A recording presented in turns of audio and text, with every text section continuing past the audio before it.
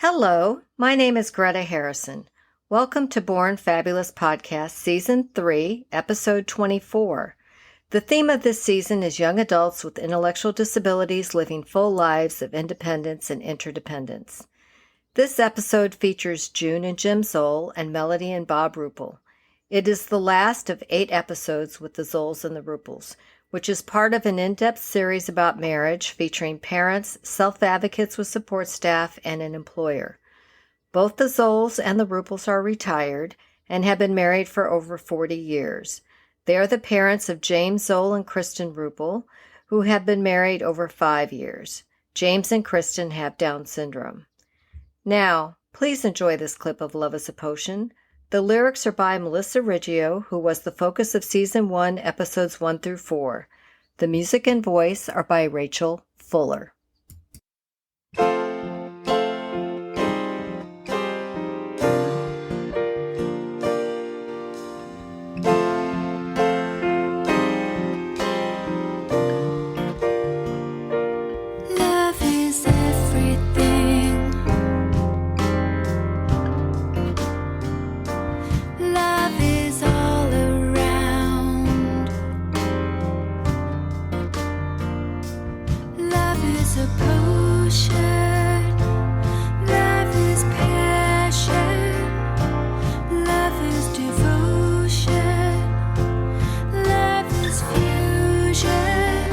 Did you have any role models ahead of you to watch? Either of you? You all mentioned somebody that I have written down her name, Lisa Hotelen. And you said she's written a book, so she's not just a neighbor next door. She told me about the book. She hasn't written a book. She told me about. She told you about the book. Mm-hmm. Okay, she hasn't written a book. So is she an advocate that I might know of, or is she just somebody who lives in your area? She worked. She worked in in the social services field. I mean, she worked with my boss at one point, and then she went on to community it was Nixie, wasn't it? Mm-hmm. Which was a parent support agency. So she's been in that field. And so she had started the idea of her daughter moving out first. And 16 years. And Jamie. So I think she was ahead of us in education, but really there wasn't people doing what we were doing at that time. Well, and we didn't know what we could or couldn't do. We didn't know anything about it. What's this all about? How would she ever go out on, what's this called? Independent living or something? Yeah, I mean. And we went to a meeting actually at Lisa's house, and Beth from LifeWorks was there. And together they explained to the parents, this is how this could work. This is what you as parents can do. This is what Beth's agency can do to help you. And really that was our introduction into the brave new world. And we are fortunate that, that we live in a state that has services. I can't imagine how difficult it is in other states, because it's difficult enough with the services. With the services available there, it's still a whole lot of work. Yeah, I'm sure. I just wish it was a national model instead of state by state. But our education system could be like that too. Yeah. If you could talk to yourselves back when your kids were little, is there anything that you would tell yourselves then that you know now? Well, I suppose the biggest thing, when a doctor tells you your kid might not walk, talk, or feed themselves, that seems pretty, dim future. And, really, you just don't know. You don't know. I remember one time being in the car when Kristen was in middle school, and she's talking all the way home, and I look at her and I go, they said you might not talk. Maybe you don't want to occasionally. Because by this time she really understood she had Down syndrome, and we joke about it too, and stuff. And so, you have to just be open-minded to all the possibilities of what could happen, not all the bad things that might happen. I lost a whole lot of sleep that I'm sure I didn't need to. Yeah. If I Amen. had what I know now, I One of love the- that quote. If Melody, if you give me permission, I'd like to make a meme of several things that you all have said, but one of them is that quote you just said. Well, Think about all the things that could happen instead of the things that might not happen. That's great. Yeah. I love that. June, do you have anything to add? I would just piggyback on that 100%. I would tell my younger self to listen to the life that he's hoping for rather than the life I think he's going to have, because I never thought he would move away from me. I, for some reason, never entertained that idea. So when he expressed it, I was in shock. So I would probably tell my younger self that, yes, he will live independently and move out, and just to listen to the life that he wants rather than the one that I think he's going to have.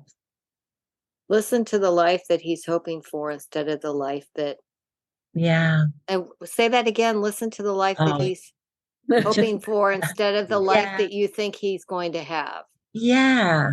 I love it. I had his whole adult life planned out in my head, and it's not what he wanted. So Another love- aspect of this that I think about too is that I think a lot of people, and rightly so, I mean, it's certainly understandable, but when you have a challenged child, I think you tend to surround your entire life around that child. And it begins to inform your life and your family. And I know what we had Kristen, we had Nicole already, of course, but we had Kristen, the other two weren't there yet. And when Kristen was born, we thought at the time we're going to have a disabled child. And we became a disabled family. And that kind of defined our family. And people even at work and stuff would say, oh, yeah, that Bob, he's got a disabled child, and that became sort of the definition of our family. And we thought the rest of our lives might be that. And I know other people that it had, and that determined the rest of their lives. When we had Lisa and Kaylee, that kind of normalized our life again. And my point of this isn't to say go out and have a lot of kids, but all of a sudden we felt like, okay, we're not a disabled family. We're a normal family with a child with Down syndrome. And that flips it on its ear, because if the parents continue to follow their dreams and have a normal life and a normal family, of which this child with the Down syndrome is part of, that's what's going to be best for the child, because it's all that modeling that we're talking about. And that's what's going to be best for the parents, because they're taking their child along with them on their dreams. It can be really easy to sort of fall into this thing that everything in your life now is Down syndrome. And I think it's important, and this is what I tell my younger self too, to not bury yourself in that. You can be involved in it as much as you want, but do your normal life and include your child in that. wow. You all are very profound today. I love it. That was so well said, Bob. I That appreciate was. that. I appreciate that. That really was. Everything you've said is going to be turned into memes. I'm telling you all. It's all great. I love it.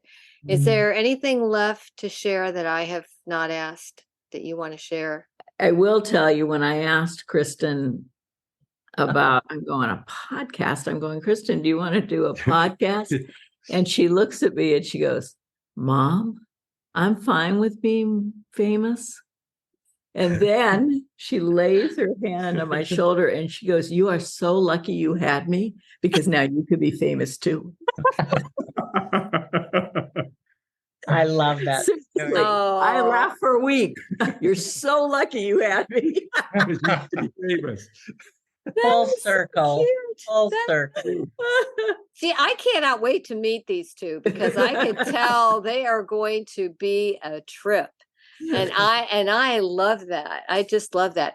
I do want you to know, and set her up. I don't think this is going to make her famous, but I will Don't tell her that. I will tell you what makes me happy is, and I don't even know if I told June this or not. Radford University uses my podcast when they're training special educators. And I'm talking to a couple of other people because I know that this is not going to make me famous. That's not why I'm trying to do this. I'm trying to make a dent. And so I am trying to talk to other universities as well, because if we can help that next generation of teachers be better, that's a win-win for everybody, right? Yeah. So they use season 1 and part of season 2 to talk about scenarios. And I've got this on my website. Radford University is, and people don't know this, but in the country, it's one of the founding little hubs of inclusion. Even though Virginia is pretty backwards, Radford is where Educating Peter was filmed back in 1992 by HBO. They have been including students fully since 1992. And that's not, well, actually, since before that. That's just not very common around the country. And they still have a lot to be modeled. There's a professor there who has founded the Center for Inclusive Practices for the state of Virginia. I mean, she could have retired, but she knows there's so much work to do. I don't know if she's ever going to retire. So if this can get out to little pockets like that and help, that's what makes me happy. It makes me happy that I haven't had a new episode since 2000 and since 2020, but I still have the same number of listeners every week. And I haven't had a new episode. So that means that there are new listeners every week, which makes me happy.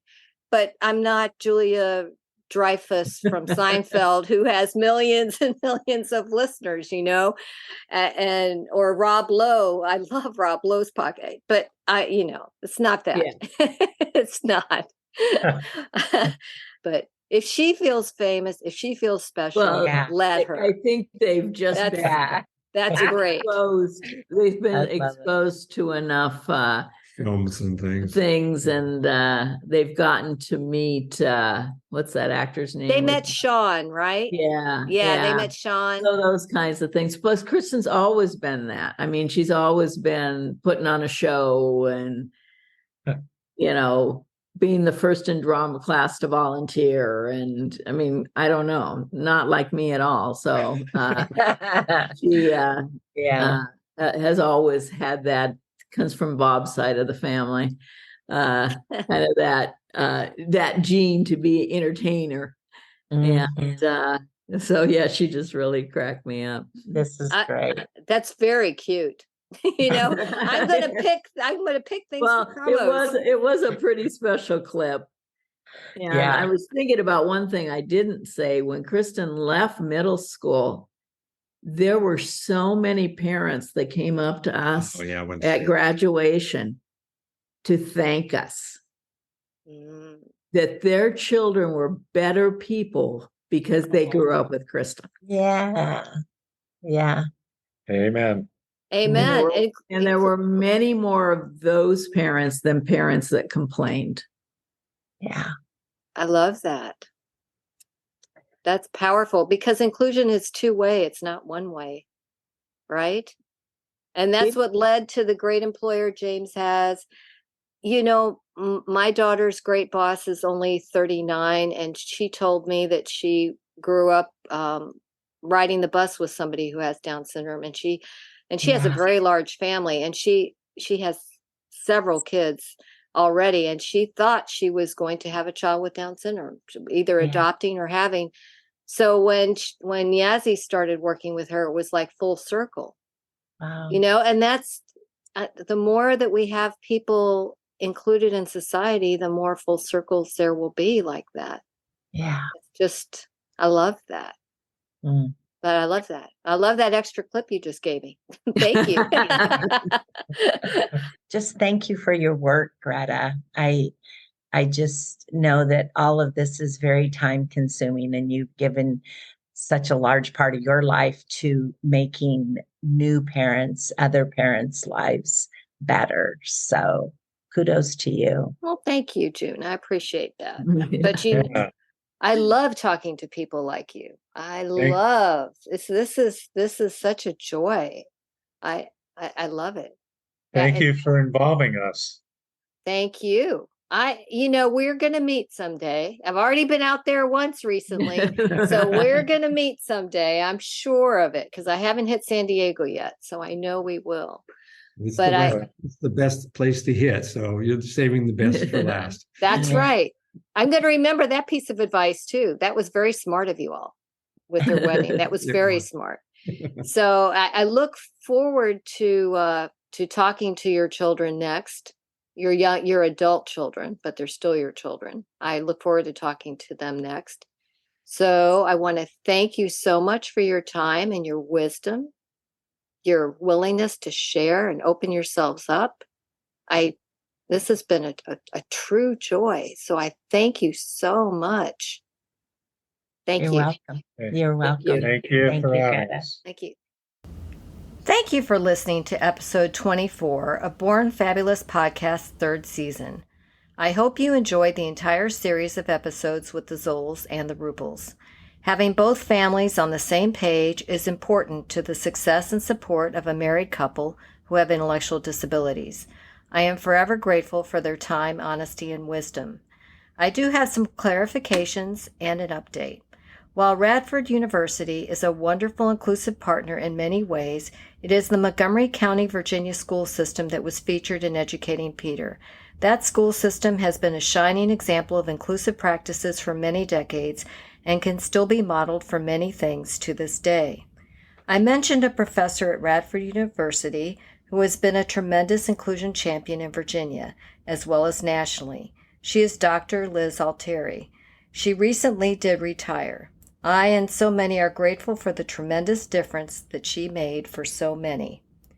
Short video clips from most episodes are available on our YouTube channel and on bornfabulouspodcast.com. You can also hear all released episodes of Born Fabulous Podcast on YouTube now. In episode 25, you will meet Kristen and James Zoll, the wonderful married couple we have been talking about for 8 episodes. Kristen and James have Down syndrome. Please follow and like us on Facebook, Instagram, Twitter, and Threads. If you enjoyed this episode, I'd be honored if you would leave a review wherever you heard this podcast. Now, please enjoy this clip of Love is a Potion. The lyrics are by Melissa Riggio, who was the focus of Season 1, Episodes 1 through 4. The music and voice are by Rachel Fuller.